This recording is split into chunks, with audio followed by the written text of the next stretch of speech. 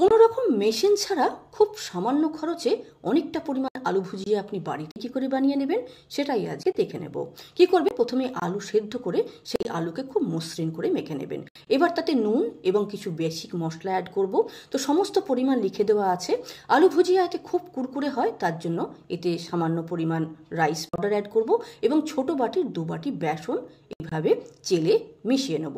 এবার খুব ভালো করে মিক্স করার পর 1 চামচ তেল এখানে অ্যাড করলাম, আর প্রয়োজন হলে সামান্য জল অ্যাড করে আমরা একদম নরম নরম মতো ডো তৈরি করব।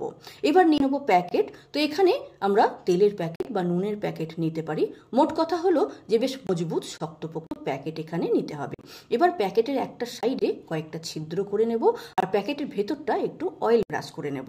এবার আমরা যে মিশ্রণটা তৈরি করেছি সেটা প্যাকেটের ভেতরে দিয়ে আমরা এইভাবে তেলের বাইরে প্রথমে টেস্ট করে দেখব। তারপরে স্লো আঁচে গরম তেলে আমরা এইভাবে আলু ভুজিয়া ছেড়ে দেবো।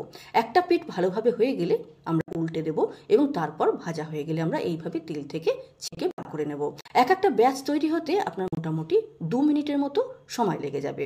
তো 2 মিনিটেই দেখুন কত সুন্দর আলু ভুজিয়া বাড়িতে তৈরি হয়ে যাচ্ছে। তো আপনারাও এইভাবে স্বাস্থ্যকর তেলে খুব অল্প খরচে আলু ভুজিয়া বাড়িতে বানিয়ে নিতে পারেন।